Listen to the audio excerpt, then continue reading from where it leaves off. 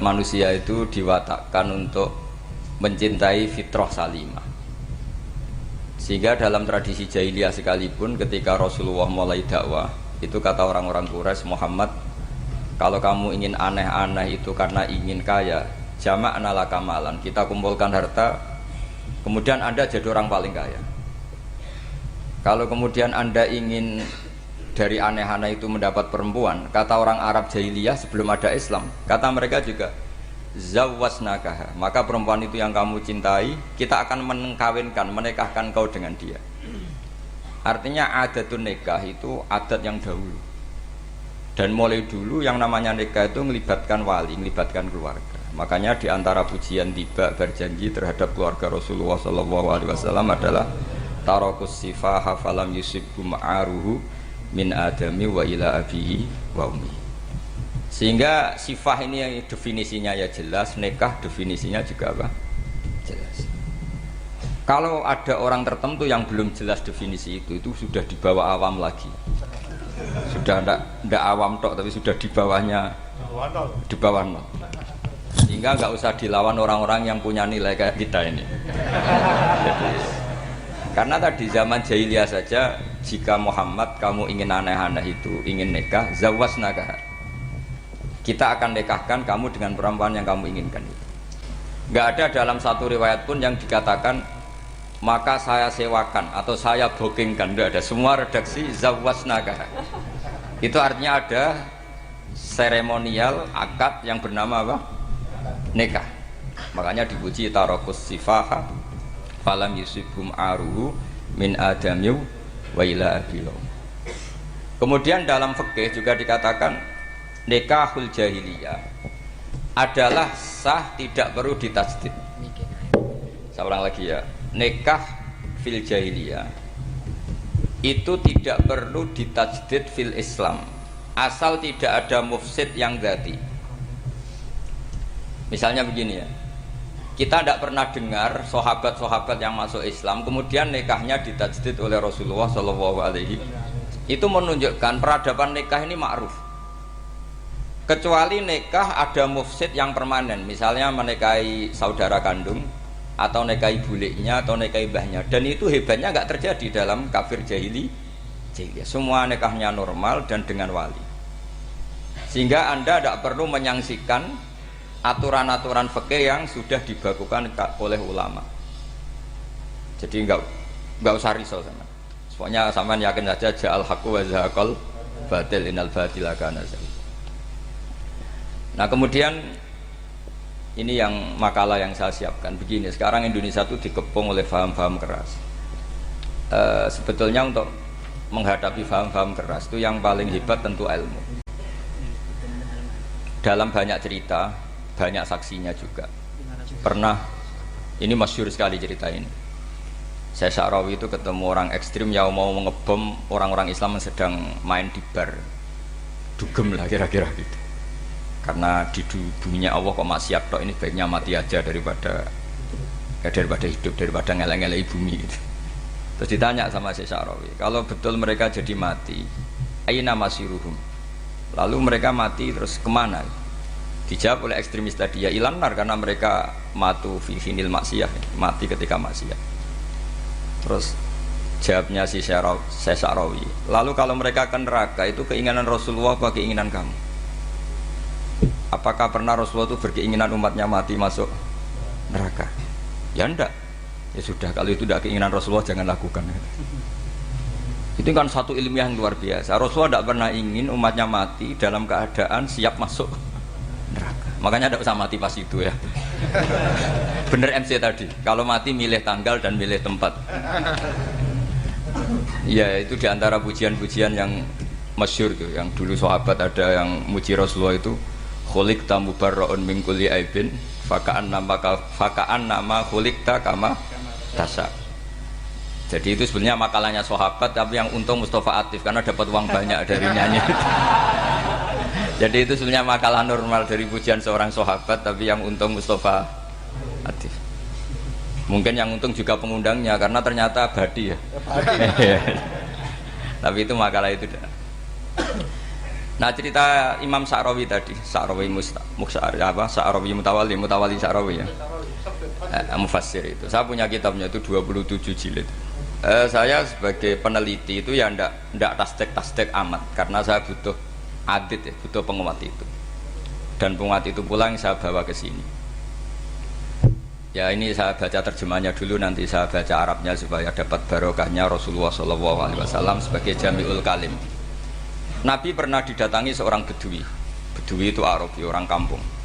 Minta sama Nabi, karena Nabi itu udah orang kaya, tentu kira-kira saya bayangkan ya dikasih 50.000 atau 10.000. Si Arabi ini tidak terima, dan tidak terima ngomong di depan umum. Ketika Rasulullah tanya, apa saya sudah baik sama kamu? Kata si Arabi tadi, tidak. Karena kamu kikir hanya ngasih saya segini. Sahabat hampir marah saja karena Nabi tersinggung gitu. Tapi Nabi lalu mengajak orang itu ke dalam rumah. Kira-kira kalau Indonesia mungkin ditambah 200.000 atau 300.000. Kemudian, apa ini cukup? Ya cukup. Kamu sudah puas? Ya puas. Fajazakallahu min ahlin wa asyiratin. Dipuji-puji Nabi.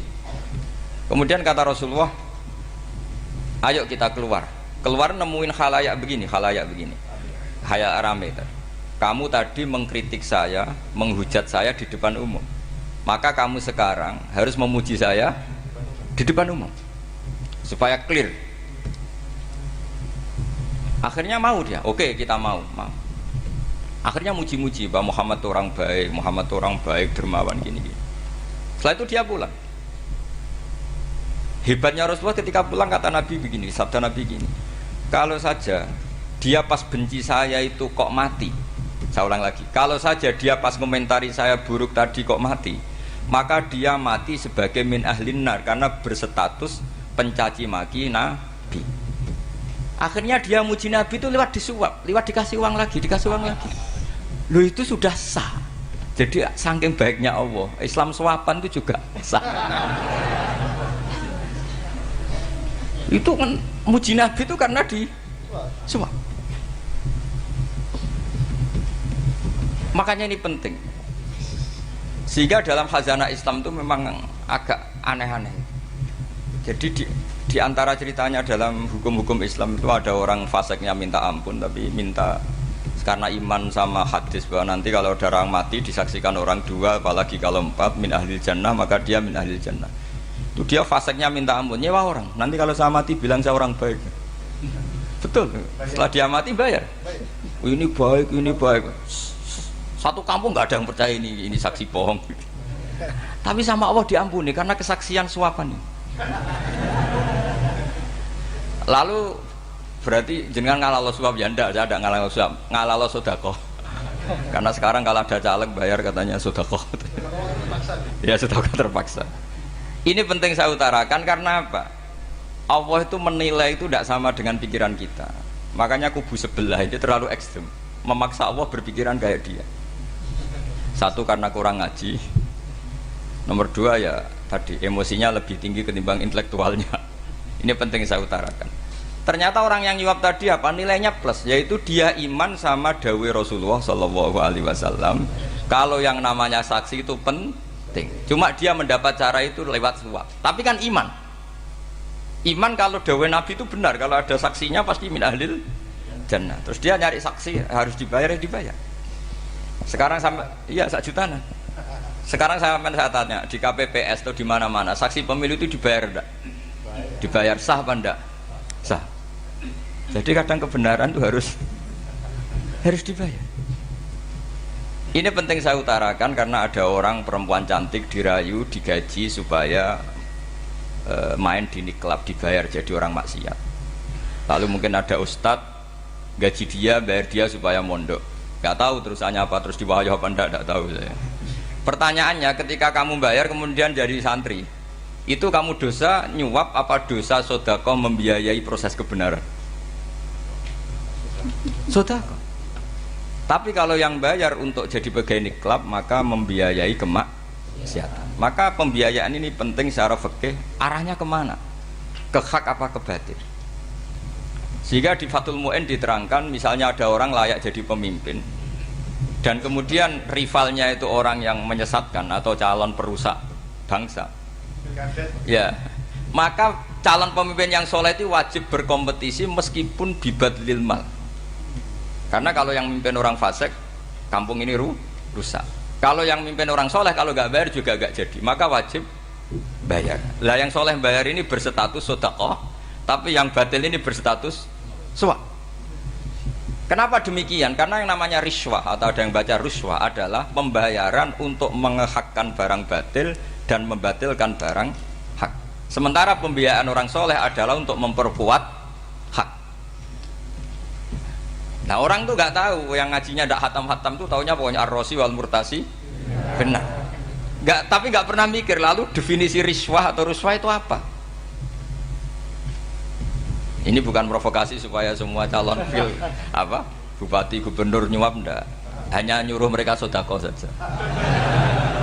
Jadi kalau nggak jadi, tapi sedekah betul ya, kalau nggak jadi ya tetap ikhlas, dari awal memang sedekah. Lah soal gremeng ya bawaan manusia gitu ya. Ya nggak apa-apa, namanya tetap gremeng. Ini penting saya utarakan, makanya menurut saya itu bangga dengan Pak Hamid karena sepupu mbah saya itu karena alimnya. Meskipun banyak orang mensifati beliau wali dan memang wali betul, tapi saya tetap menstatuskan beliau orang alim yang dari kelaziman alim itu beliau wali. Jangan dibalik, wali dulu baru alim. Karena dalam beliau orang Lasem dan kaidah di Lasem itu fakullu alimin waliyullah walaysa kullu waliillah aliman. Jadi kalau kaidah di daerah Jawa Tengah itu semua orang alim pasti wali, tapi kalau wali tidak mesti alim. Sehingga kalau menstatuskan alim itu keren. Kalau di Jawa Tengah status alim itu keren. Dan soal keramat yang kaitannya dengan Mbah Mun itu masyhur itu dulu ketika Mbah Hamid santai-santai sama Pak D. Taifur sama keluarga lah. Beliau mau istirahat, kemudian yang datang Kiai Maimun, Mbah Mun zaman itu masih dipanggil Gus. Sopo pur, ada Pak Taifur di situ. Kata Pak D. Taifur, saya kalau manggil Pak D itu Gus Mun. Dan itu Mbah Hamid ngendikan rojulun alimun waliyullah. Itu orang lelaki yang alim yang waliyullah. Jadi beliau muji Mbah Mun juga alimun dulu, rojulun alimun wali. Ini penting saya utarakan karena kesanatan keilmuan beliau jelas dari beberapa keluarga di Lasem. Karena di daerah Fakhriyah itu yang tempat lahirnya Pak Hamid juga lahirnya mbah saya. Itu mbah-mbahnya sudah orang alim, termasuk Kiai Sidik Jember itu juga lahirnya di kawasan pondoknya Pak Hamid Fakhriyah. Kemudian Kiai Sidik punya anak yang namanya Ahmad Sidik yang jadi Rois Am, yang sekarang ada Gus Wirjon macam-macam, itu semuanya juga keluarga Lasem. Nah saya cerita keluarga ini penting bukan karena tafakhur atau tabai, bukan, karena Allah itu membuat satu tradisi besar memang lewat dzurriyyah. Sehingga Allah ngendikan misalnya ulaikal ladzina an'ama Allahu 'alaihim minan nabiyyin min dzurriyyati Adam wa mimman hamalna ma'anuh wa min dzurriyyati Ibrahim wa Israila wa mimman hadaina wastabaina. Karena tanpa dzurriyyah itu enggak ada tradisi, enggak ada kultur. Misalnya saya menjadi hafal Quran, dulu bapak saya itu tiap zaman Pak Hamid masih sugeng, yang semaan di sini itu pasti bapak saya, namanya Kiai Haji Nur Salim. Kadang diajak baca Quran di kamarnya Kiai Hamid. Karena kalau bapak saya itu mantu ponaan sama Pak Hamid. Itu dulu bapak saya memotivasi saya supaya hafal Quran itu gini, hak kowe kudu hafal Quran. Nak kowe rapal Quran, iku kepaten obor. Engko anak merapal luwih duwe alasan. Jadi kalau ada Gus tidak alim itu mesti salah bapaknya. Karena kalau bapaknya bisa baca Wahab, anaknya mau baca primbon tuh malu. Tapi kalau bapaknya sudah bacanya WA, anaknya jadi primbon. Era cucu sudah dukun. Era cucu sudah kayak Dimas Kanjeng nanti itu pasti. Karena nggak ada rasa malunya. Tapi kalau bapaknya alim baca Wahab misalnya, juga qanaah, anaknya juga itu figurnya. Terus cucunya juga gitu figurnya, makanya disebut dzurriyatam ba'duha min ba'd. Ini penting. Dulu Mbah Mun itu sering ngijazahi saya itu persis ijazahnya bapak, ijazahnya Pak Hamid. Kalau punya amplop itu ya dibeda-bedakan, ini amplop dari tamu, ini dari pejabat, ini dari orang fakir. Sehingga penggunaannya juga sesuai itu, tidak serampangan. Karena dianggap amanat. Kalau kita salah tasarruf maka menjadi hisab. Kalau sekarang nggak salah dikumpulkan. Orang desa salam template wadol pitik kuru wedhus kuru ambek guse dikutuku HP seri terbaru itu kan kasihan itu. Padahal sing salam template itu ibunya kerja di Malaysia, mungkin gelantungan ngecat tembok di Malaysia, hasil salam template dinggo Gus tuku HP terbaru itu kan nggak imbang. Nah dikutuku tasbih kan sumbut gitu. Ini bukan nyindir tapi ngamuk. Jadi ini penting karena semuanya itu ada hisabnya. Walatus alunna yauma idzin anin naim. Karena tradisi ini harus kita teruskan ala qadril istithar. Karena itu nanti yang mengawal ilmu. Kemudian termasuk tradisi mengakui santri goblok, ini penting. Itu enggak ada santri sebarokah santri goblok. Makanya dulu Mbah Mun, Mbah Hamid, Kiai Alim itu kalau sama santri goblok ya tidak benci. Enggak kayak sekarang semua orang bikin sekolah unggulan. Sekolah unggulan itu kritik saya hanya memproduksi orang-orang yang nantinya mendapat. Kalau kamu punya santri hafal Quran, nanti hadiahnya umroh. Langlanya umroh, santri pinter hadiahnya beasiswa. Tapi hubungannya sama negara itu mendapat. Sementara santri yang goblok hidup di pedalaman Kalimantan karena di sana belum ada masjid, bikin masjid. Sebagian hartanya dipakai masjid, sebagian hartanya dipakai bangun masjid. Ini yang goblok pendiri masjid, yang pinter pengajian di masjid dibisaroi uang kas masjid. Artinya gini, ya kalau halalnya halal, tapi kita mbok yoroh hikmahnya orang-orang goblok gitu. Supaya kita tetap ngaji Rabbana ma khalaqta hadza batila. Semua ini ada gunanya. Subhanaka ma khalaqta. Jadi semua ini ada gunanya. Maka bagi santri-santri yang goblok, tolong nanti saya di-Fatihai karena saya ini pembela Anda. Loh yang ngomong biar saya karena saya terkenal santri pinter. Kalau yang ngomong sampean goblok kan nggak ada yang percaya. Oh, padune padha gobloke kan gitu. Yang ngomong harus saya. Saya itu niru Rasulullah SAW. Nabi itu kalau ada santri serabakat pinter itu diwarai sak surat usung nang mulai pinter. Banyak itu. Balighu anni walau ayah, ada sahabat ngaji hanya diajari idza zulzilatil ardu, sudah kamu pulang, sudah pinter. Karena betul. Sekarang coba diangen-angen, ada santri alim alamah, mungkin bakasnya furu'iyah, gimana hukumnya Jumatan jumlahnya itu 40 kurang atau 40 pas imam. Kemudian ada yang batal satu, hukumnya gimana? Dia mikir furu'iyah. Sementara yang goblok, dia di desa tertinggal gak ada masjid. Piye caranya dia masjid? Ini bikin aslul ibadah. Yang sini sudah khilaf tentang yang gak penting. Jadi orang goblok kadang lebih keren. Akhirnya apa? Duriannya yang goblok nanti jadi orang alim alama ngekholi wong goblok karena pendirinya biasanya orang pati pinter. Itulah Allah Subhanahu wa taala. Ada bikin sesuatu itu sia-sia. Nah, saya ini korban ilmu itu. Akhirnya santri saya banyak yang enggak jelas. Ya, tapi ya saya terima saja. Saya santri itu macam-macam. Ada yang profesor, ada yang doktor, ada yang goblok, ada yang baru tobat kemarin. Ada yang Cina lagi senang ahli sunnah wal jamaah, macam-macam. Semuanya ngaji sama saya. Karena saya tetap berkeyakinan Rabbana ma khalaqta hadza batil. Ini penting saya utarakan karena khazanah kita ini jangan digerus oleh orang yang tidak bertanggung jawab. Pernah ada di hadis Muslim, ini cerita di Sahih Muslim. Ada seseorang sedang sujud kemudian diinjek oleh orang fasik. Saya ulang lagi, diinjek. Rokobahnya, yang diinjek itu rokobahnya. Lehernya itu diinjek sama orang fasik. Kemudian si yang sujud tadi bersumpah wallahi la yaghfiru wallahu lak. Demi Allah, Allah tidak akan mengampuni kamu. Itu Allah kemudian mewahyukan sama Nabi di zamannya. Wahyunya adalah mangdalladzi yata'alla alayya alla aghfira li fulan laqad ghafartu dzunuba wa ahbattu amalak. Siapa yang mencantut namaku dengan menstatuskan saya tidak bisa memberi maaf, sungguh orang itu saya maafkan dan yang ahli ibadah amalnya tak cabut semua, tak hapus semua. Karena Allah tuh nggak boleh distatuskan sesuai keinginan kita.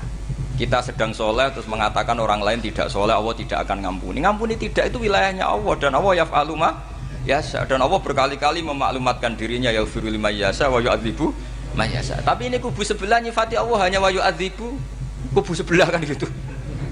Tidak pernah kalau Allah disifati yaghfir. Bagaimana Allah gak tersinggung? Allah selalu distatuskan yu'adzib. Itu kira-kira kalau Allah kan gini, saya ini bisa u'adzib, bisa aghfir, kenapa status saya tinggal yu'adzib? Ini ngaji di mana? Khatam enggak kan gitu. Makanya resikonya ahli sunnah itu masyhur tuh Pak Hamid Pasuruan. Tamu macam-macam diterima. Ketika orang benci Golkar itu ada tamu dari Golkar juga diterima. Ketika orang nggak mau diberi hadiah oleh orang Golkar, Pak Hamid ya diterima. Bilang ke bapak, wong aku lomo wae nur, duit engko ana gunane dhewe. Sing marai rawan hisab itu kan kamu dapat uang nggak jelas kemudian kamu pakai pribadi. Kalau orang-orang soleh kan nggak pernah dipakai, kan aman saja.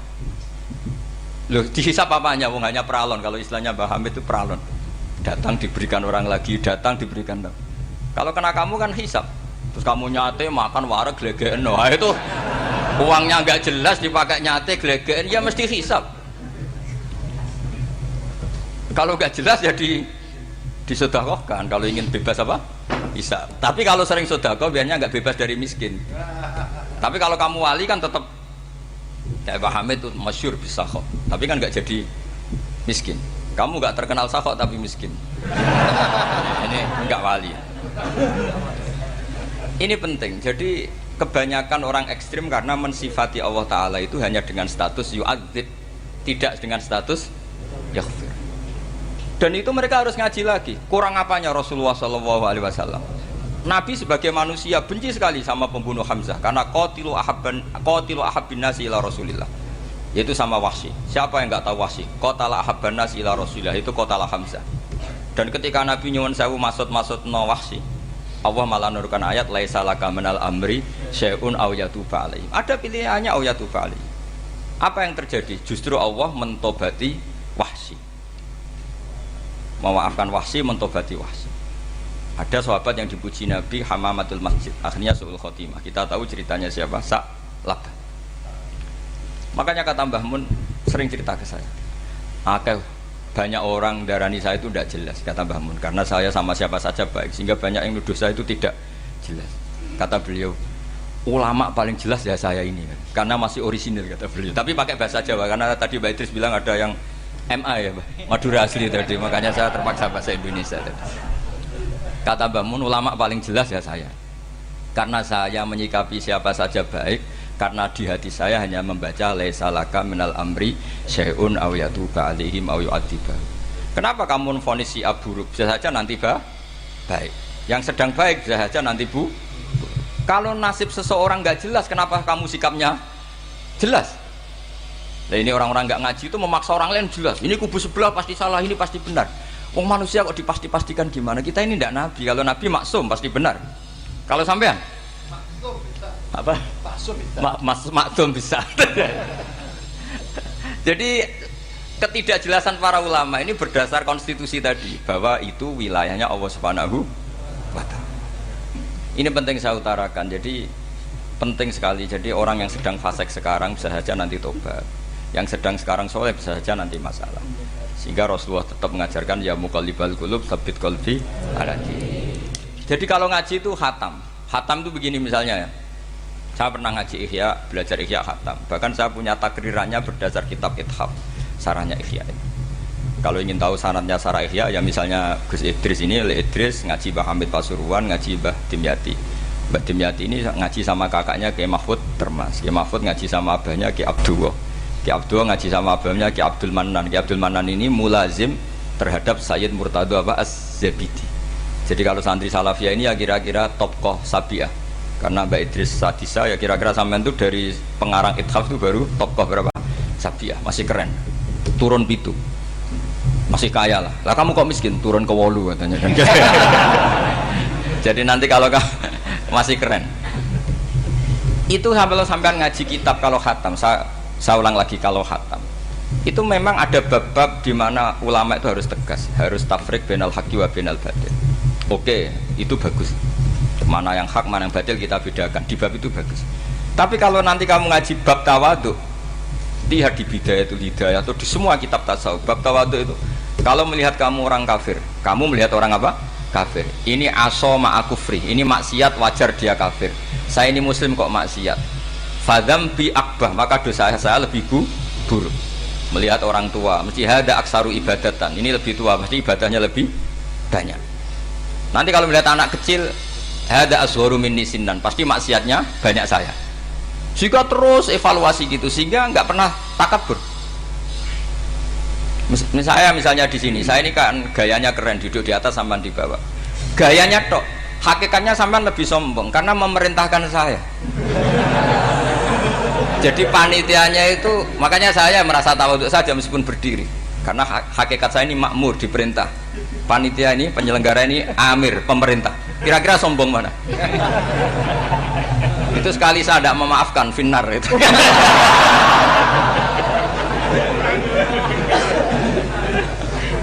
Tapi insya Allah tak maafkan. Iya masih insya Allah. Jadi ini penting. Jadi mbok ya orang-orang yang ekstrim itu mikir keinginan Rasulullah SAW itu umatnya meninggal dalam keadaan baik. Makanya benar tadi, notulen tadi, kalau doa, kalau ingin mandi itu memang harus ada jadabnya. Tapi yang asli loh ya, jangan gaya-gayanan. Ya asli betul loh, yang nggak khilaf memang asli. Itu ada seorang wali doa di depan Nabi itu begini, ya Allah, saya harus jadi orang soleh. Allah diharuskan, itu kan nggak sopan ya. Ya Allah, saya ini harus jadi orang soleh. Kenapa? Sekali saya soleh, maka surroh habibu, yang senang kekasihmu. Sekali saya fasik, maka yang senang musuhmu, yaitu iblis. Tinggal jenengan milih mana, nyenangkan kekasihmu apa nyenangkan musuhmu. Akhirnya dapat aku ya sudah soleh aja soleh ini kok doa kok neror orang ini. Kira-kira gitu. Jadi ya Allah, saya harus jadi orang soleh. Kalau saya jadi orang soleh, surroh habibuk, yang senang kekasihmu. Kalau saya jadi orang fasik, yang senang musuhmu. Sedangkan tinggal milih saja, menyenangkan kekasihmu apa menyenangkan musuhmu. Kira-kira Allah senang mana? Senang menyenangkan. Wah, itu doa paling mustajab. Tapi syaratnya harus anti bikolbin dan dari ijazah nggak mandi, itu ijazah nggak mandi. Maka ini tidak saya ijazahkan. Nanti kalau kamu ngalami isak sendiri, ngalami wujdi sendiri, terus ngalami itu, insya Allah makbul. Tidak mau gaya-gayanan copy paste, nggak diterima itu. Jadi wali-wali dulu itu kalau berdoa itu sederhana, tapi dari hati yang paling dalam. Makanya Nabi Musa itu terkenal, orang paling seenaknya sendiri dan Nabi Musa hubungannya dengan Allah. Tapi sama Allah dimaafkan karena orisinil, tidak bikin-bikin. Rasulullah juga itu, kalau sudah marah itu doanya gitu. Cuma celakanya ditiru Nira Warisman dulu itu. Nabi itu ketika perang Badar itu jelas kalah, nggak mungkin menang, sudah jelas kalah. Nabi hanya 313, orang kafir 1000 dengan perlengkapan apa? Sudah lengkap semua. Setelah perang dilihat itu jelas kalah. Seri awal ya memang kalah betul. Doanya Nabi apa? Allahumma intuhlik hadil isobah lam tu'bad ba'dal ya. Ampun Gusti, silahkan bikin kalah, tapi ra ono sing roh najenan pangeran. Bon lairan jenah dadi pangeran, serono sing roh. Enggak ada ibadah. Intuhlik hadil isobah lam tu'bad ba'dal ya. Kalau engkau menghancurkan kelompok saya ini, jenengan sebagai Tuhan tidak ada yang nyembah lagi. Karena yang nyembah tinggal kelompok kita. Tapi yang ngendikan Nabi, kalau kamu niru tidak bisa. Gak bisa kamu doa, ya Allah saya ini santri salafiyah, kalau saya bodoh menjadi presiden buruk terhadap alumni salafiyah. Gak apa-apa sekali-kali doa gitu. Tapi kata Allah lainnya masih banyak.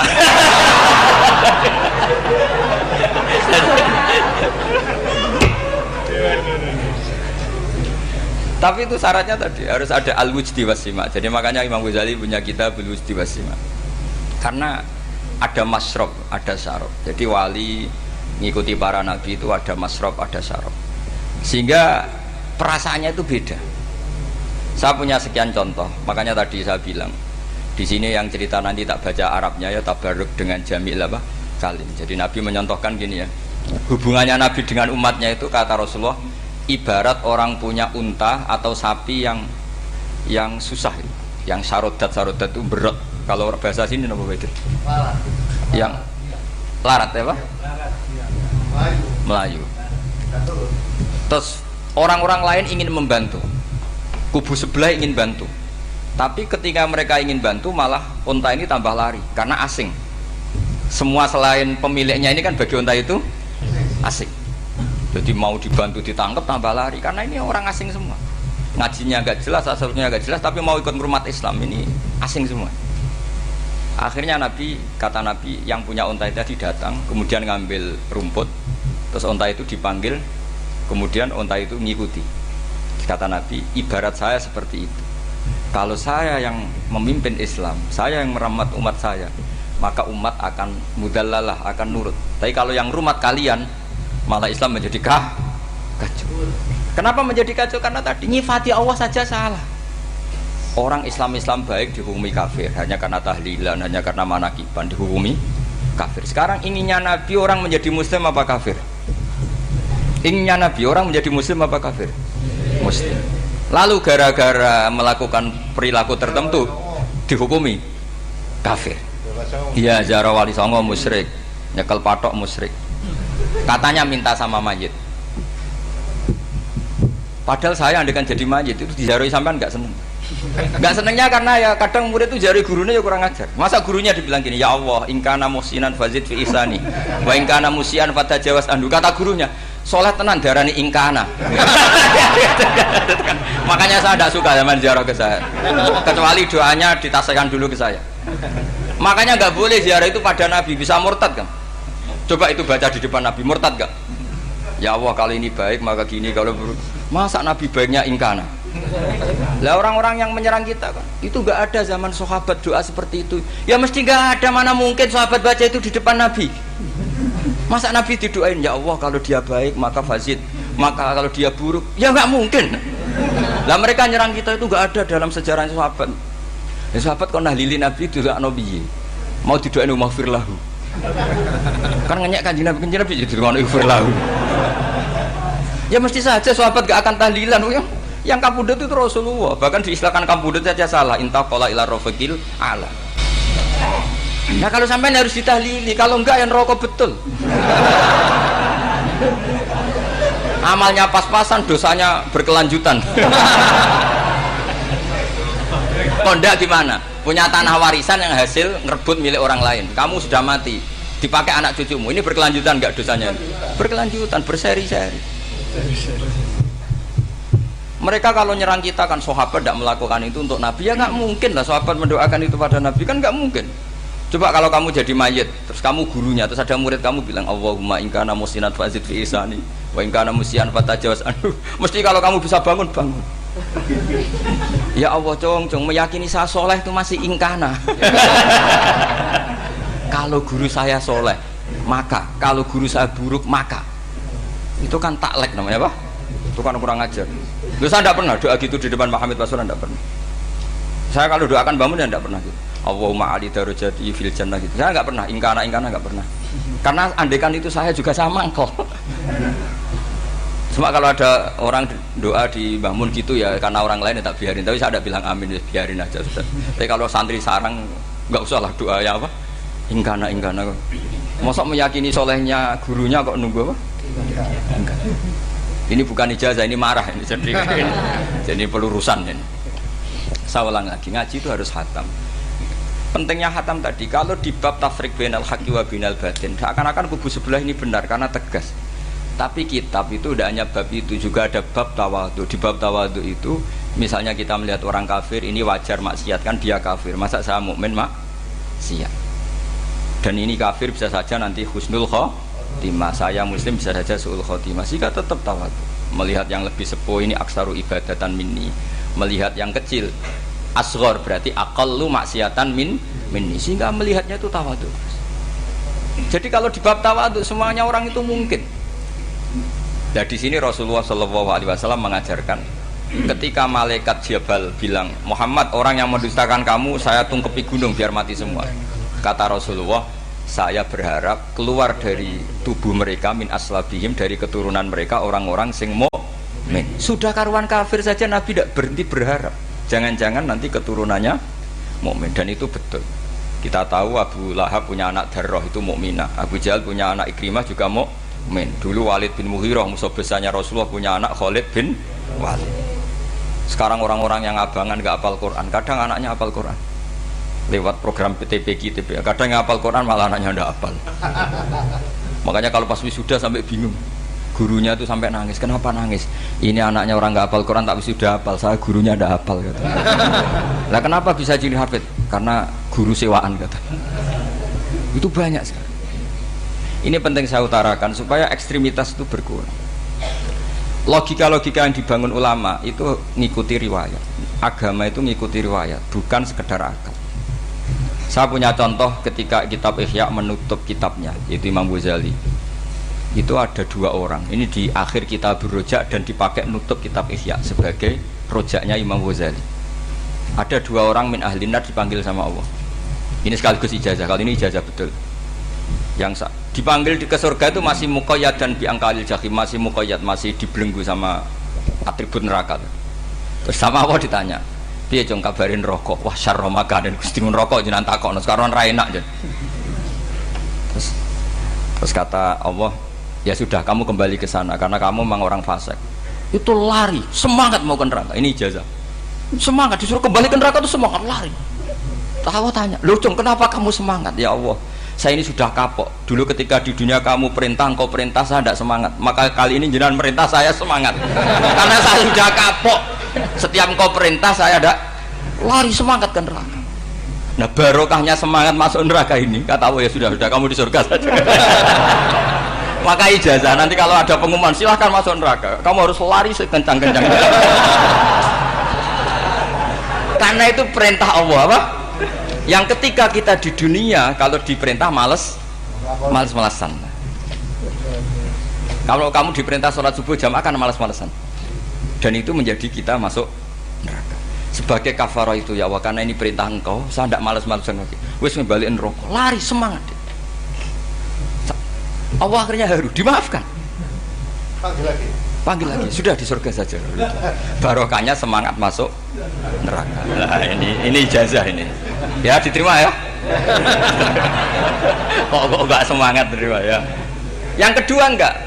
Sudah kamu kembali ke neraka, pelengahan gitu. Enggak semangat. Allah dilihat terus enggak semangat. Kenapa kamu toleh-toleh? Ya Allah, saya tidak pernah ngira ketika engkau manggil saya ke surga, kemudian engkau kembalikan lagi ke neraka. Ya sudah di surga saja, barokahnya husnudzon. Jadi ini ijazah, kamu milih dua itu, milih yang mana terserah. Artinya apa? Logika kamu itu tidak mesti masuk apa yang dilakukan oleh Allah Subhanahu wa Ta'ala. Itu logika kamu kan tidak masuk, tapi Allah yaf'alu ma yasha. Ini penting saya utarakan. Nah, tapi orang-orang ekstrim itu maunya nyifati Allah dengan status yu'adzim, yantakim, Jabbar, Qahar. Sifatnya Allah Ta'ala itu 99. Kenapa apa kamu hanya satu? Jadi tetap saja menghadapi fenomena seperti ini tetap laisa laka minal amri syai'un aw yatuba alaihim aw yu'adzib. Sehingga setahu saya Mbah Mun, Mbah Hamid Pasuruan, guru-guru kita, habaib yang alim-alim itu melihat tamu macam-macam ya dilayani semua. Karena ini ngadepi fenomena sosial yang semuanya tidak jelas. Kalau nggak jelas apa? Ya kita bisanya berharap karena afdolul ibadah itu intidharul farad. Kalau belum Islam sekarang kita harapkan nanti. Kalau bapaknya enggak kita harapkan anaknya. Kalau anaknya belum kita harapkan cucunya. Karena agama ini limangka nayarjuwo hawal yaumal akhir. Agama ini bagi yang terus berpengharapan, bukan bagi yang putus asa. Ini yang penting saya utarakan. Jadi apalagi Allah sudah punya rencana tadi, yang goblok-goblok di pedalaman Dayak bikin masjid, yang pinter-pinter ramen lomba untuk sangu, untuk umroh. Kira-kira memberi sama mendapat pahalanya keren mana? Memberi. Tapi tidak usah jadi goblok. Goblok tidak usah direncanakan, sudah terjadi. Jadi makanya saya bela karena sudah terjadi gitu. Tapi tidak usah direncanakan. Nanti terus wah goblok aja cara Gus Bak gak apa-apa ndak. Sudah kadung ini cuma kita itu iman ya. Jadi karena yang pinter itu yang jumlahnya tidak banyak. Ini kita bully saja. Karena kamu bully pun tetap mulia kan orang pinter ini. Tapi kalau orang goblok gak dibela habis dia. Yang pinter buat dikritik kayak apa kan tetap mulia kan. Lah yang muji sudah banyak saya ngeritik saja lah. Ini tidak akan jatuh. Tapi yang goblok ini kan nggak ada yang bela. Saya sebagai umatnya Rasulullah, pecinta umat Rasulullah tak bela, tenang saja. Ada hikmahnya apa? Hikmahnya orang goblok. Betul loh, saya itu sering ketemu dokter, ketemu profesor tuh nangis. Tak tanya kenapa nangis. Bapak saya itu petani, saya di Jogja sampai jadi dekan, jadi rektor. Tapi saya sekarang rektor. Anak saya sekedar SMP naik itu sudah senang. Nggak dengar kabar ketangkep BNN sudah senang. Padahal saya ini ahli metodologi. Ternyata pinter bapak saya. Karena bapaknya tadi hanya petani bisa menjadikan anaknya profesor. Tapi profesor tidak mesti bisa jadi. Anak saya anak SMP aja sudah senang. Karena Allah ingin membuktikan pinter kamu itu tidak ada artinya di depan iradatullah. Di depan apa? Iradatullah. Supaya orang tunduk. Lu coba yang jadi ulama tabi'in itu rata-rata abnaul mawali. Anaknya budak yang dimerdekakan. Karena Allah seperti itu. Ada yang tokoh yang tadi dzurriyatam ba'duha min ba'd, itu harus kita jaga. Saya termasuk orang yang ditakdir punya mbah-mbah alim, itu juga harus dijaga. Yang enggak alim peluangnya masih banyak. Banyak sebanyak-banyaknya. Asal tadi lewat jalur sregep, dan kalau bodoh ngaji saya nanti. Tak ajari Rabbana ma khalaqta hadza napa? Karena ayatnya gitu, min dzurriyyati Adam wa mimman hamalna ma'anu wa min dzurriyyati Ibrahim wa Israil. Terus terakhir ditutup wa mimman hadaina wajtabaina. Itu umum. Tidak jalur nasab. Siapa saja yang hadaina wajtabaina. Ini penting saya utarakan, jadi ini sebagai penutup tak baca teks Arabnya supaya kita dapat barokah jami'ul kalim. Karena sebarokah-barokahnya bahasa Jawa atau bahasa Indonesia masih barokah bahasa Arab. Cuma kalau tidak saya terjemah dulu, nanti saya baca ini kamu amin amin dikira doa aja sih. Makanya ini diterangkan dulu biar gak korban apa diamini. Karena saya ini pernah Jumatan di satu kampung, imamnya itu sepuh. Imamnya sepuh, khutbah itu gak selesai-selesai karena dia gak bisa menyelesaikan sesuai teks di bukunya itu. Yang belakang mangkel terus amin amin. Akhirnya Pak Khotib ngadeg lagi, cungkurung donga cungkurung.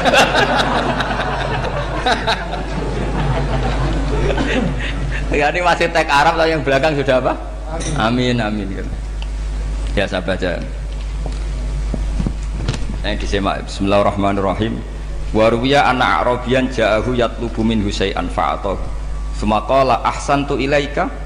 Dikasih sesuatu ya tadi saya contohkan, misalnya dikasih hanya 10.000. Qala al-arabiyyu la wala ajmalta, kamu ya belum berbuat baik. Faghadibal muslimun wa qamu ilaihi. Orang-orang Islam marah besar karena Nabi dikomentari la ajmalta, kamu tidak orang baik. Fa asyara ilaihim an kuffu, kata Nabi jangan kamu pukulin. Kalau di Madura sudah tuntas tuh kena celurit itu kalau. Sumakomak, kalau di MA ada dia di Madura asli tadi ya.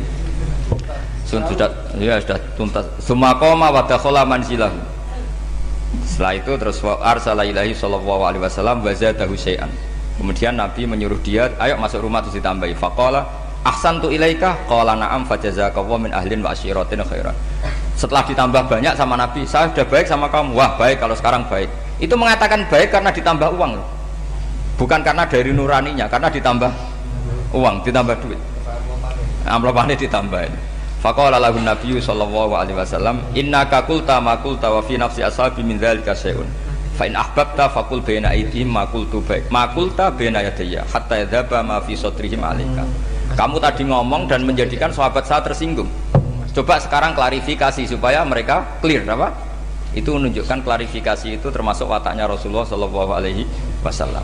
Tadi kamu menyinggung saya di depan umum, maka sekarang kamu muji saya juga harus di depan umum supaya clear, supaya mereka tidak punya perasaan macam-macam. Sudah akhirnya qala na'am falamma kana al-ghadu awil asyu ja'a faqala sallallahu alaihi wasallam inna hadzal arabiyya qala ma qala fazidnahu fazama'nahu radiya kadzalik qala na'am fajazakallahu min ahlin wa asyiratin khairan. Terus faqala Nabi sallallahu alaihi wasallam, ini penting ya bagi semua dai, bagi semua ustaz. Masali wa masalu hada masalu rajulin lahu naqatun syaraddat alaihi fattaba'an nas wa fa'atba'ahan nasu falam yaziduha illa nufuran fanadahum sahibuha khallu baini wa baina naqati fa inni arfaku biha minkum. Jadi namanya unta, sapi atau kuda itu lebih terbiasa sama pemiliknya sama orang lain. Sama pemiliknya. Kalau orang lain ikut mantu ketika berat malah tambahlah lari. Sama kiai sama umat tuh, kalau kiai kan punya syafaqah sama umat, maka ininya umatnya dimaafkan. Tapi kalau kubu sebelah ininya mengkafirkan, mendosakan, membid'ahkan, itu bisa diharap nggak umat mau kembali, malah lari. Makanya saya pernah ngalami ini serius. Ada orang tukang ngafir-ngafir nawang NU gitu. Di majelis, satu majelis dengan saya. Singkat cerita semua NU pinter, waya jamaah duhur itu waya sholat, ayo jamaah, aku gak sholat. Kenapa? Kafir sholat gak wajib kafir sholat. Tidak usah kafir, sholat saja. Mereka itu kan omongannya ta'arud, mengkafirkan kita tapi mewajibkan kita sholat. Sholat wajib gak bagi orang kafir? Gak wajib. Berani gak mereka mengatakan yang dikafirkan tidak perlu sholat karena sudah kafir? Berani gak kira-kira? Gak berani. Jadi omongan mereka itu paradoks semua, karena memang gak pernah ngaji. Gak pernah apa? Gak pernah ngaji. Ngajinya betul-betul gak pernah khatam tadi. Ya, jadi kata Rasulullah, fa inni arfaku biha minkum wa a'lamu Fatawajjaha baina yadayha fa akhadha min kumamil ardi faradda hatta ja'at wastana wa shadda 'alaiha rahlaha wastawa 'alaiha wa inni law taraktukum kaqaulihi. Terus ya sudah seperti itu. Faradda hatta ja'at wa shadda 'alaiha rahlaha wastawa 'alaiha wa inni law taraktukum terus itu walhasil itu terusannya hadis itu, kalau saya membiarkan dia dengan keyakinannya tadi mengkritik saya dan dia mati maka dakholan. Jadi intinya gini, senang Nabi dibayar itu sah. Senang Nabi dibayar itu sah. Senang Nabi dibayar itu sah. Jadi ya kalau ada maulid terus kiainya ngasih makan-makan terus menjadi senang Nabi karena ada Bukharinya, itu juga sah. Ono zaitun sah. Terus kiainya senang karena untuk amplop juga sah. Jadi ini sudah ini sama-sama sah. Karena untuk kebaikan selalu sah. Makanya mungkin di sini ya habis doang kajian di sini pasti ada sarapannya pertama. Iya. Kopi dan sarapan ngaji pagi. Jadi orang datang ingin sarapan tidak apa-apa. Tidak apa-apa, sah itu. Sah. Sayyid Muhammad juga gitu, kalau ada orang ngaji dikasih uang juga sah.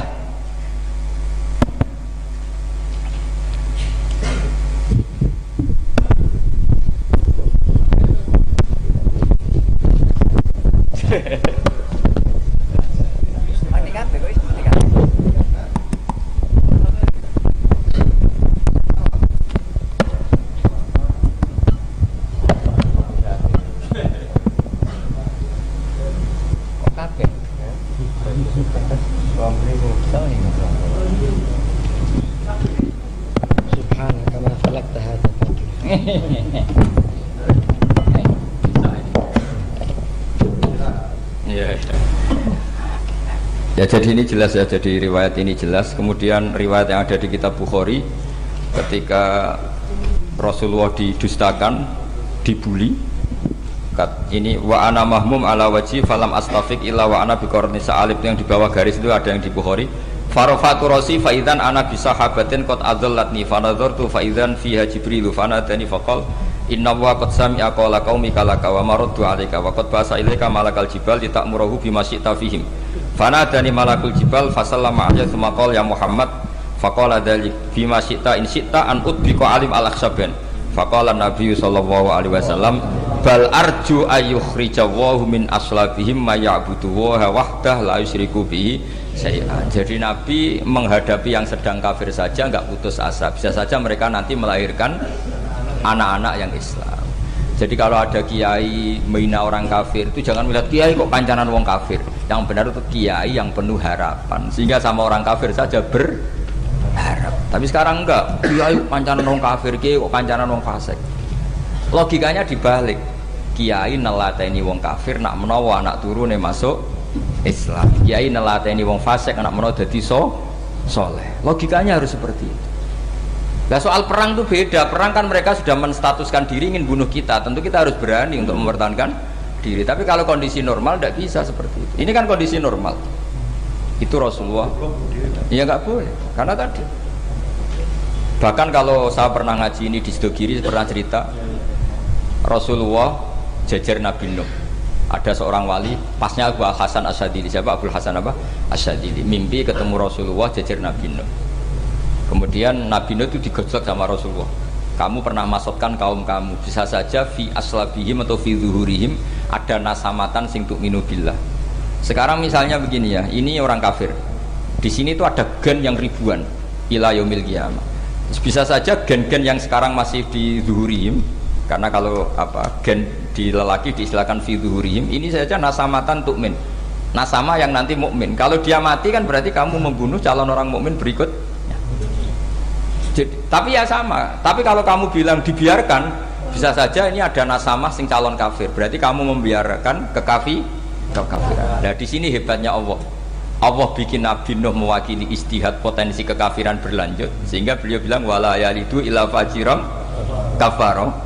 Paham ya kan? Rabbil tadzar alal ardi minal kafirina dayara innaka intadzarhum yudillu ibadaka wala yalidu ila fajiram kafaro. Logika itu terwakili oleh Nabi Nuh. Logika bisa saja ini ada nasamatan untuk minubillah, itu terwakili oleh Rasulullah bal arju ayyukhrijawahu min aslabihim may ya'budu wa la yusyriku bihi syai'an. Kayak apa untungnya kita jadi umat Rasulullah sallallahu alaihi wasallam? Masalahnya nabimu gak Nabi Nuh, Nabi Muhammad. Jadi kira-kira istiadat kamu ikut Nabi siapa? Kalau main hantam ya ikut Nabi Nuh.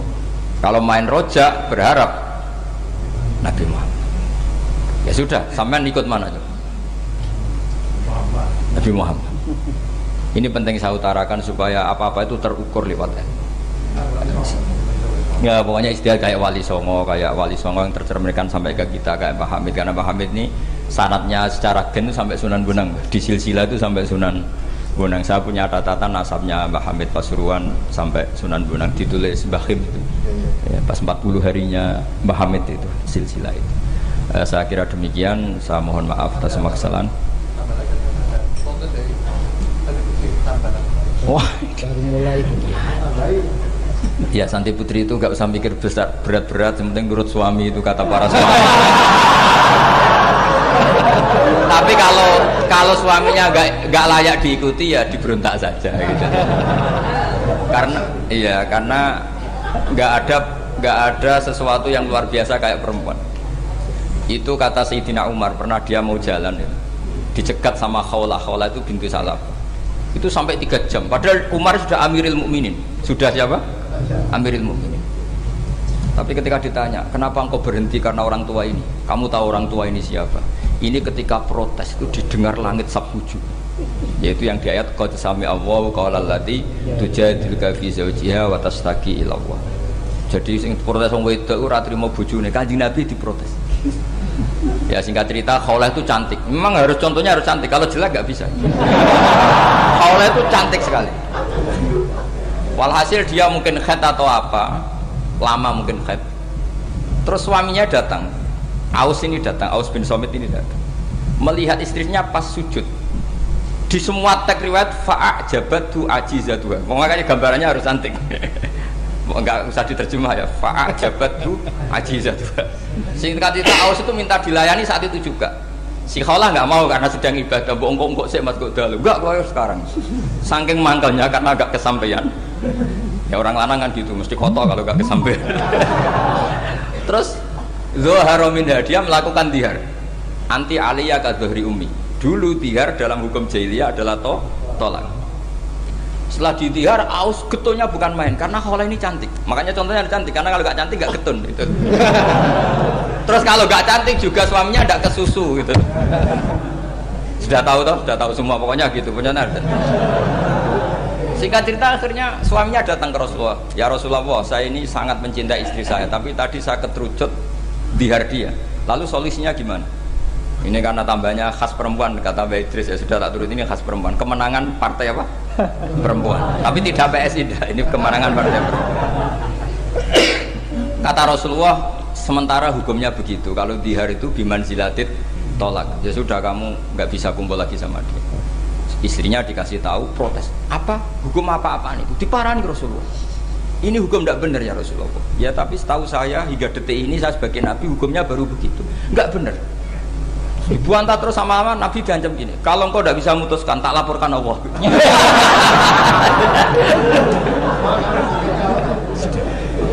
Akhirnya ini pulang betul, pulang sujud, sholat, lapor sama Allah. Dan ketika lapor sama Allah, ya Allah ini tidak fair. Lapornya tuh jorok sekali. Qad nasartu lahu batni, akala syababi wa nasartu lahu batni. Akala syababi, muda saya sudah dihabiskan sama suami saya. Wa nasartu lahu batni, tidak usah diterjemah. Tapi ketika saya sudah tidak muda, sekarang saya mau diceraikan lewat apa? Dia. Terus wa innali auladan, saya ini punya anak banyak. Indomam tuhum ilayya jauh. Kalau saya rawat pasti mereka kelaparan. Karena saya miskin, saya seorang perempuan. Tapi wa indomam tuhum ilaihi do. Nak tak elokno bapak mesti ditinggal wayang. Wah kira-kira gitu. Wayang berutu sendiri. Akhirnya Allah jawab bahwa dihar itu tidak tolak. Lah akhirnya Nabi manggil dia, panggil perempuan tadi. Padahal Nabi gak dengar, itu di kamarnya sendiri perempuan tadi. Terus qad sami Allahu qaulal lati tujadiluka fi zawjiha wa tashtaki. Itu semua teks ya tujadil. Allah mendengar perempuan, lati itu perempuan, tujadiluka sing madoni kowe Muhammad. Dan ada di kiai dipadoni wedok enteng, Nabi saja dilabrak. Wes musuh perempuan tuh repot. Nabi dilabrak. sampai jadi surat Mujadilah. Makanya saya kalau baca Mujadilah, ada yang baca Mujadalah. Ini kaitannya dengan tasrif. Jadalah, yujadilu, mujadalatan. Karena sekali nggak bisa tasrif, nggak sah jadi mufassir. Ya, jadi kalau kafaro ya kafiru ya takfiron. Iya iya. Kira-kira kan gitu. Fa'ala yufa'ilu ya tafilan. Jadalah yujadilu, mujadalatan. Jadi kalau mujadalatan itu masdar, karena ini subjek pelaku mujadilah, jadi boleh mujadalah bisigotil masdar, boleh mujadilah dengan sigot isim fa'il. Karena wanita pembantah Nabi itu didengar oleh Allah. Makanya ayasma'uha rabbul izzah min fawqi sab'i samawat wa lam yasma'ha Umar. Allah saja mendengar dari langit 7, masa Umar gak mau mendengar? Jadi makanya kalau Umar macam-macam, orang nyewa khaulah, kamu yang ngomong. Lagi-lagi dengan Assalamualaikum warahmatullahi wabarakatuh.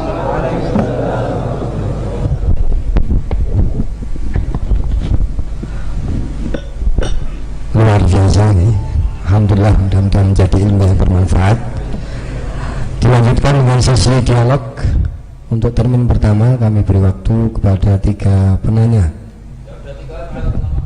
Oke, 3 penanya yang bukan termasuk yang goblok-goblok tadi ya. Monggo, silakan.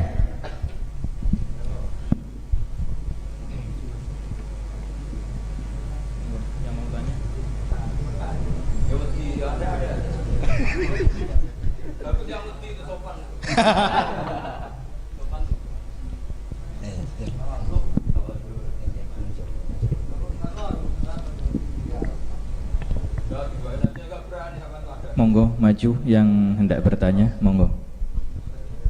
Silakan. Ada?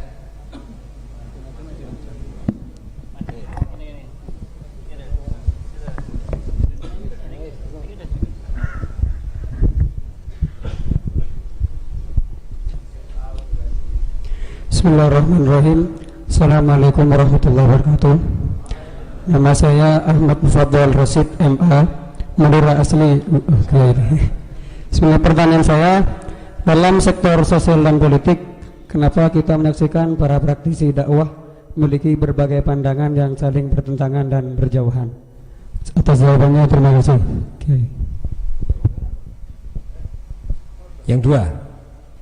Yang kedua monggo.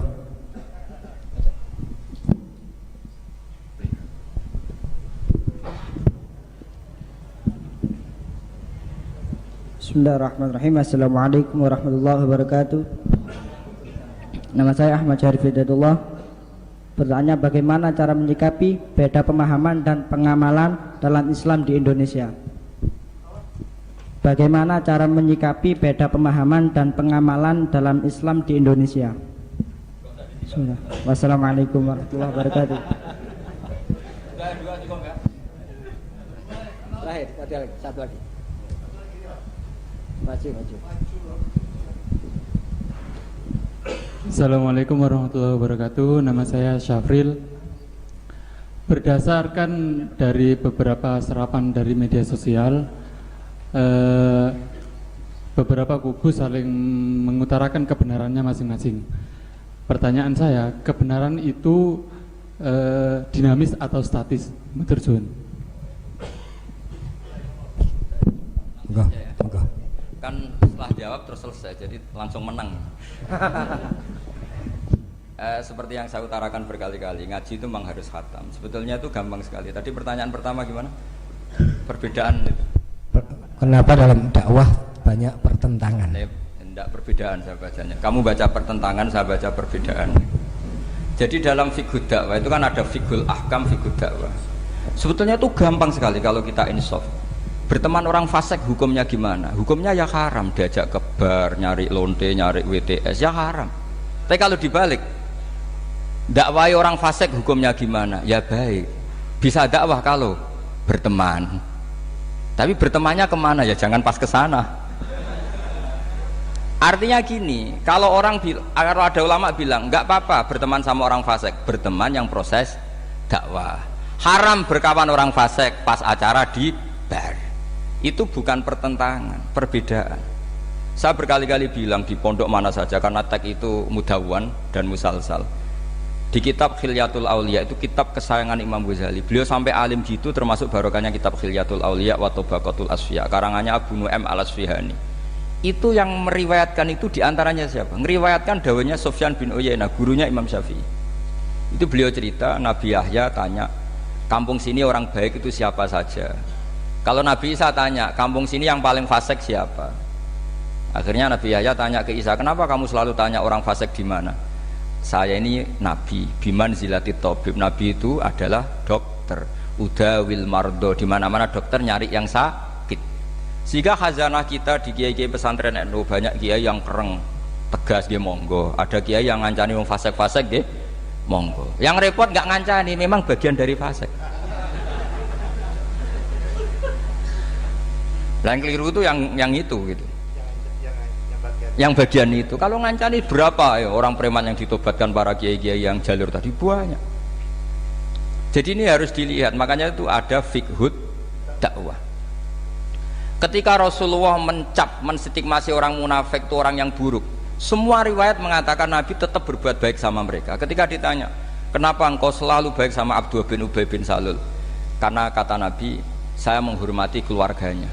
Itu gara-gara Nabi mau datang menyolati Abdullah bin Ubay bin Salul, itu keluarganya menjadi Islam kila itu ribuan. Karena betapa baiknya Rasulullah sing jenenge Muhammad, orang seburuk itu masih beliau datang. Nah ketika beliau datang, ini konteksnya apa coba? Konteksnya kan farqu bainal haqqi wa bainal batil, jelas enggak beliau datang di rumahnya orang fasik. Kompaknya adalah konteksnya ya ta'allafuhum, supaya mereka merasanya nyaman. Nah yang merasa nyaman ini nanti jalurnya fiqhud dakwah. Makanya ada fiqhul dakwah, ada fiqhul ahkam. Ya gampang saja caranya tadi, milah-milah tadi. Ada orang fasik, saya berkali-kali fatwa di mana-mana. Ada orang mati karena oplosan misalnya. Kiai-kiai itu sebaiknya harus separuh datang, separuh enggak. Kalau semuanya datang nanti dikira matinya kayak matinya wali, karena semua kiai datang. Tapi kalau kiai ini tidak datang, kadang seorang yang mati oplosan itu ibunya mukminah, solihah, kadang ikut jamaah majelis taklim. Bapaknya juga soleh, keluarga besarnya soleh. Kalau tidak datang, lalu kita tidak menghormati keluarganya. Akhirnya kiai-kiai dicapelek. Terus yang ngurus jenazah orang fasik juga. Akhirnya didusi beara, terus diadep nongetan. Nah, ketika mereka punya cara sendiri, didusi pakai arak, diadep nongetan, yang disalahkan Allah juga kita. Gara-gara kita tidak datang, nggak terlaksana syariat Islam. Nah, yang datang ini bukan bela-belain orang fasik, bela-bela ini terselanggarnya syariat Islam, yaitu mayat diperlakukan secara Islam, meskipun akhirnya datang di matinya orang pakai oplosan. Makanya ada fiqhul dakwah, ada fiqhul ahkam. Dan pertanyaannya sama, kalau semua temanya sama. Yang kedua gimana? Itu kan sama semua siapa? Cara menyikapi beda pemahaman. Lah iya, beda pemahaman tadi. Rasulullah itu dekat orang munafik, tapi dalam rangka tarbiyah. Kadang yang sahabat yang sudah soleh dijauhi. Mergo cara Jawa moh nguyai segoro tahsilul hasil. Masyhur kan, Nabi punya uang banyak, yang baru Islam dikasih banyak, yang sahabat Ansor yang heroik gak dikasih apa-apa. Ketika ditanya ya Rasulullah, kenapa yang sudah Islam lama tidak kamu kasih? Mereka itu mentalnya heroik, inginnya ngamal memberi. Kalau ini inginnya mendapat, sudah ata'alafuhum alal Islam.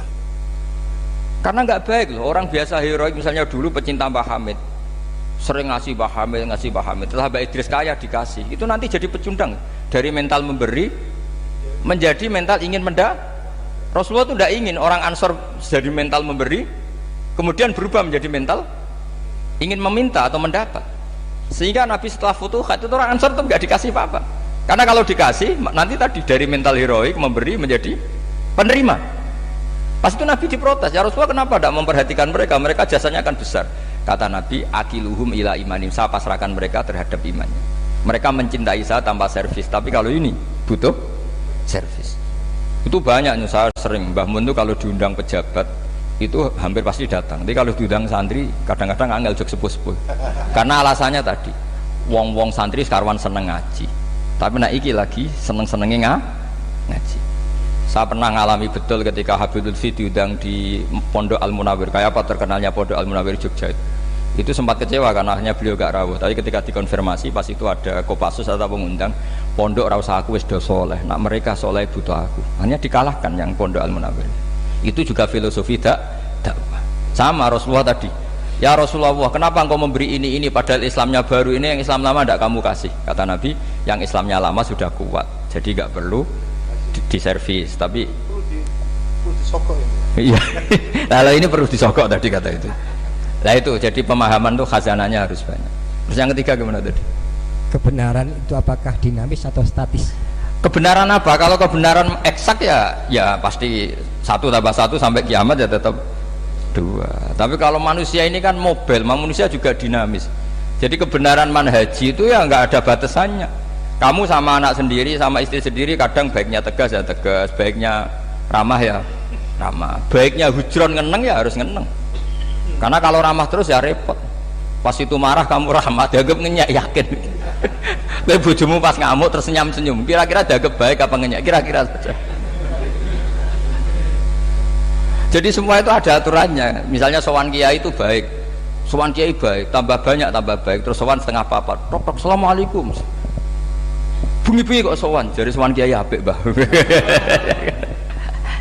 Sama itu, semua itu ada batasannya dan manusia pasti tahu. Itu kan ibarat seorang istri bilang, "Pak, opo ae rebuk be aku, kita ini sudah menyatu." Iya deh, aku pengen wayo. Wah, padahal sudah bilang apa saja, tapi tetap saja apa saja yang ndak itu kan gitu. Katanya apa saja kamu dukung, ternyata setelah apa saja kamu sebutkan kecuali itu kan. Artinya gini, Islam tuh ya begitu. Ada sesuatu ayat atau apa saja yang perlu tegas ya tegas, perlu lunak ya lunak. Makanya itu hebatnya Abu Bakar dan Umar. Abu Bakar itu jadi wali karena layinal janib, karena orangnya ramah. Tapi dia tahu tidak semua kebenaran terwakili orang ramah. Makanya dia menunjuk Umar sing ghalid, yang keras. Itu bukti. Makanya Indonesia itu bagus. Yang ramah juga kenal yang keras. Itu bagus.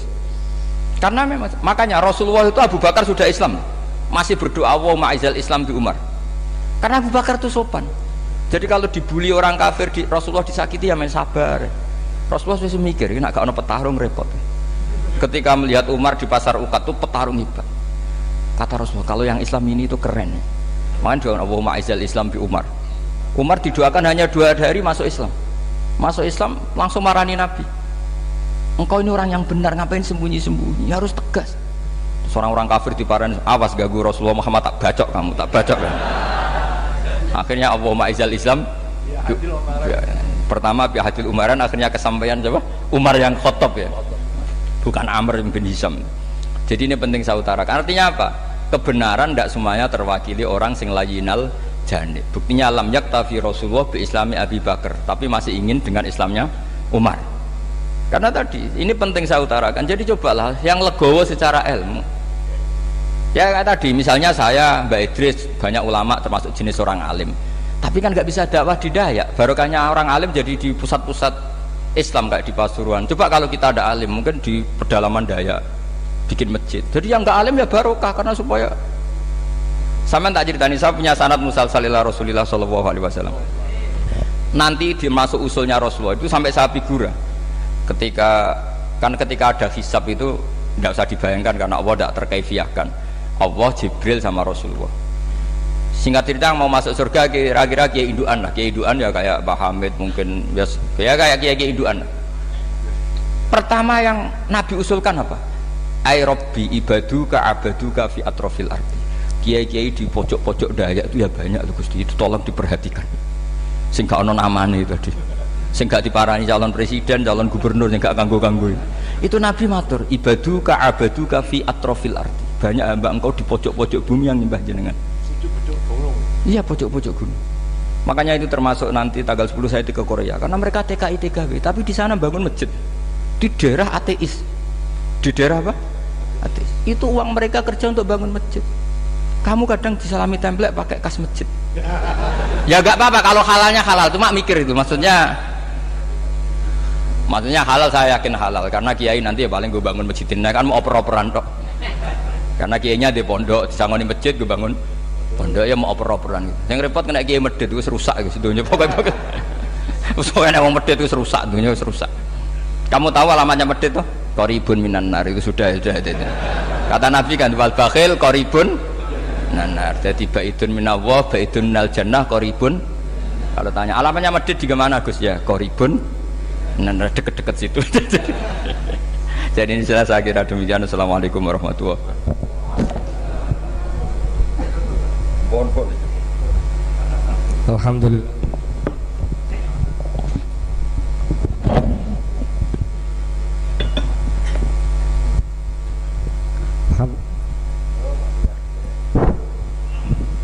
Alhamdulillah.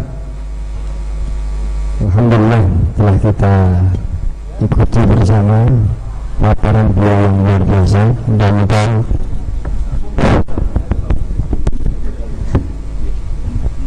Alhamdulillah telah kita ikuti bersama laporan dan ilmu beliau yang luar biasa. Mudah-mudahan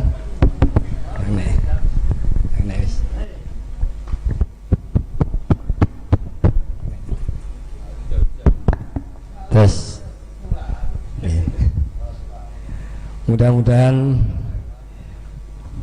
kita keluar dari majelis ini mendapatkan berkah dari ilmu yang beliau sampaikan dan kita terbebaskan dari status gak goblok-goblok banget. Terima kasih. Sebagai penutup seharusnya ada kesimpulan, tapi saking banyaknya ya yang beliau sampaikan sampai bingung mau menyimpulkan apa. Insya Allah nanti kesimpulannya di akun YouTube ya.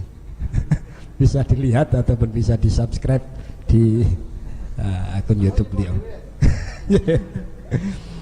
Sebagai penutup dimohon kepada beliau Al-Mukarram Romo Kiai Haji Idris Hamid untuk memimpin doa dan nanti akan ada penyerahan cindera mata karya dari santri Salafiyah khusus spesial untuk Gus Baha sebagai fans beratnya beliau ini.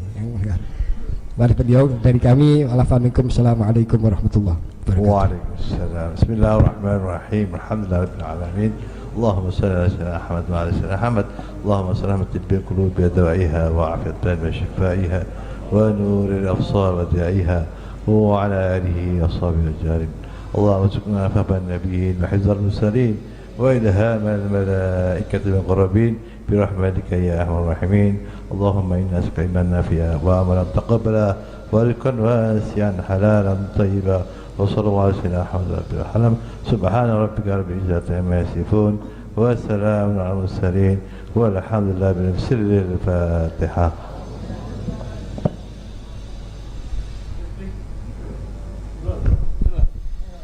Monggo penyerahan souvenir karya santri Salafiyah akan diserahkan oleh beliau Mukarram Kiai Idris Hamid kepada beliau Kiai Bahauddin Nur Salim.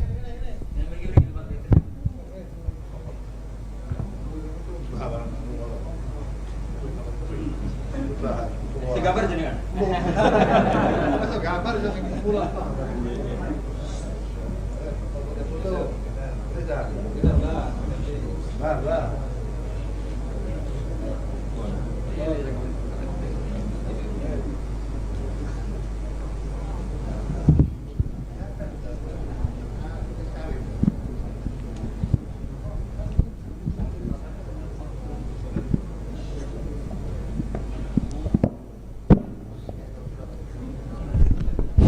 Qasidah sak tunai.